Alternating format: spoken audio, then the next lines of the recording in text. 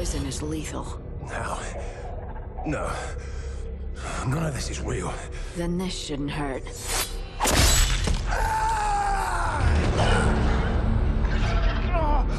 What do you want from me? Same as everyone else. I want to make a deal.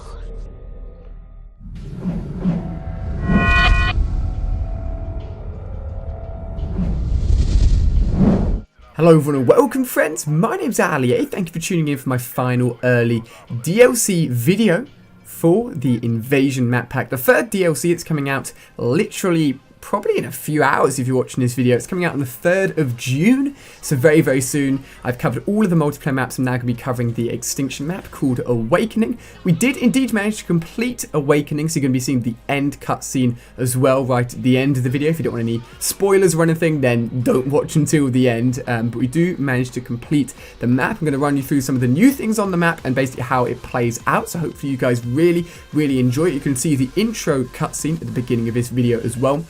Now you do have huge jumping within this Extinction map. You can see that if you actually jump on top of the mushrooms, you can actually use them as a jumping pad as well. You can actually get to some unusually high places as well by doing that. But the basis of this map is the same as the other Extinction maps, where you have to take an item to a position, destroy that position, or sort of like, in this case, sort of like extract all the information from a position and do that at all of the stated positions in an area and then progress on to the next area. So to be a little bit more specific within Awakening, you're given a drill, but it doesn't actually drill into the ground. It actually sort of reads the statues, which you can see right in front of me here, glowing. If it's glowing, then that means it's already been read, all of the information's been extracted from it, and you have to do that to all of the different statues around each area.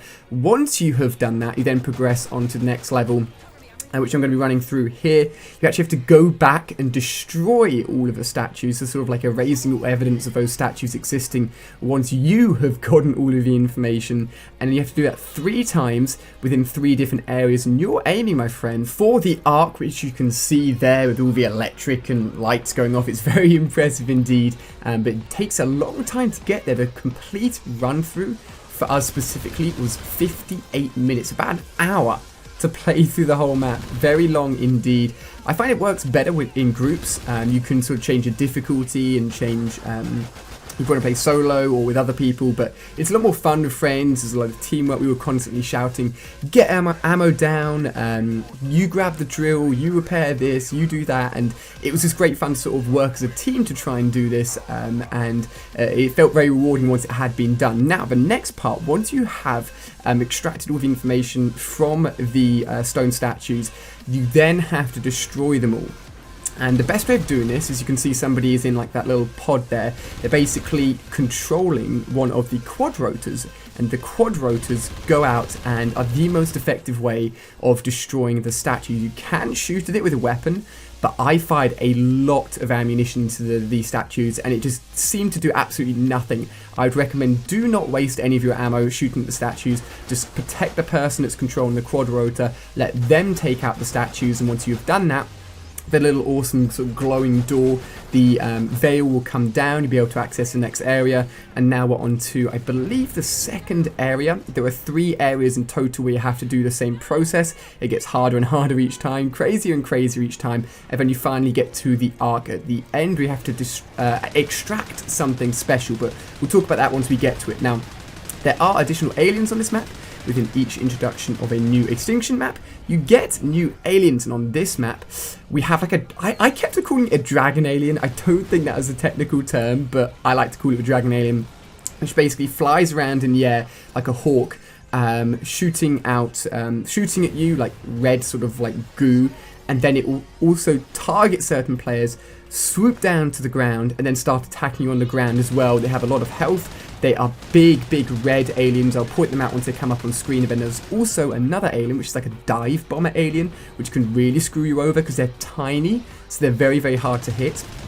And they will literally just float around in the sky, and once they spot one of you on your team, they'll literally just swoop straight down and just hit you straight away. This is a dragon alien. I don't think it's properly called a dragon alien, but it looks quite like a dragon alien.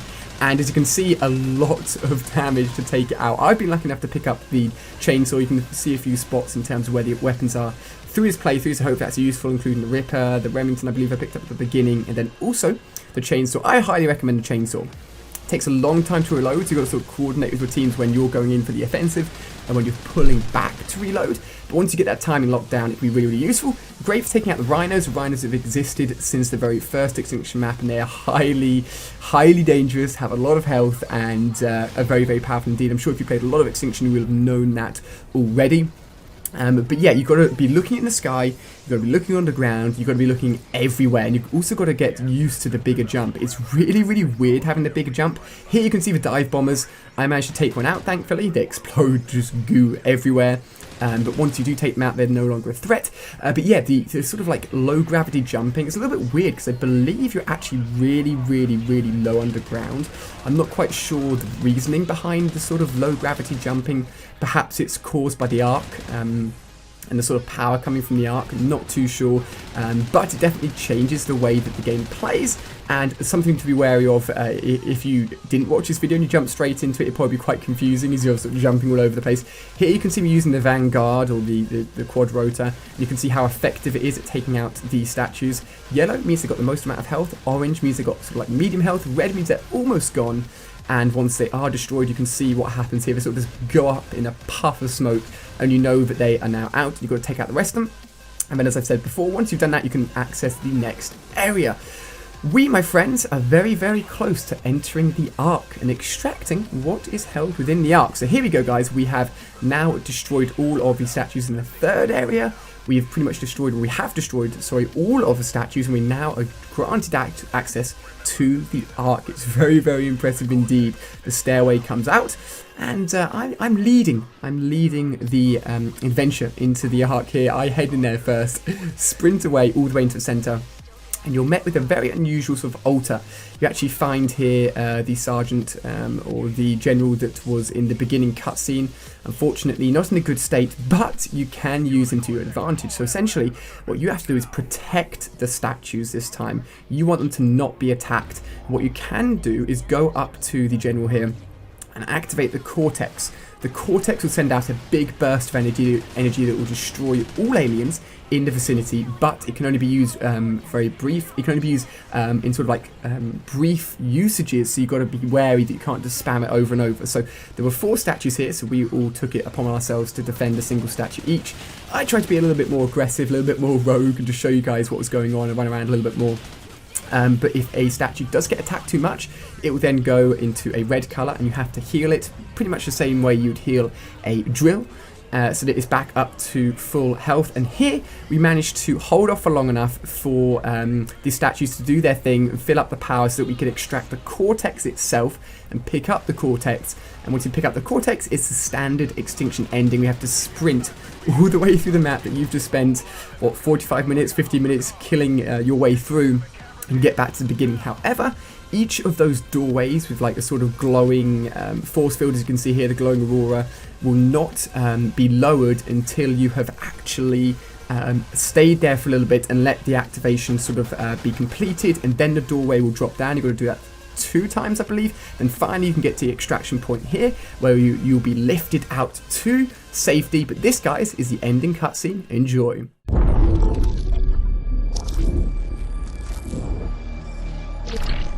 Arclight to Godfather, we've located SIF Team 1. Package is secured for transport. Copy, Arclight. Proceed directly to the Exodus launch site. I'll tell them to save 4 seats. Better make that 5, sir. I'll be damned. Stand by for Air Force One. Give me options, General. What'll it take to win this war? The war is over, sir. We lost. We project 80% of the planet's surface will be overrun within 200 hours. But there must be... There's only 1 page left in the playbook. Scorched Earth. Then it's over. For all of us. The ancestors survived the last apocalypse in arcs hidden under our feet. But we've got an arc of our own, hanging right over their heads.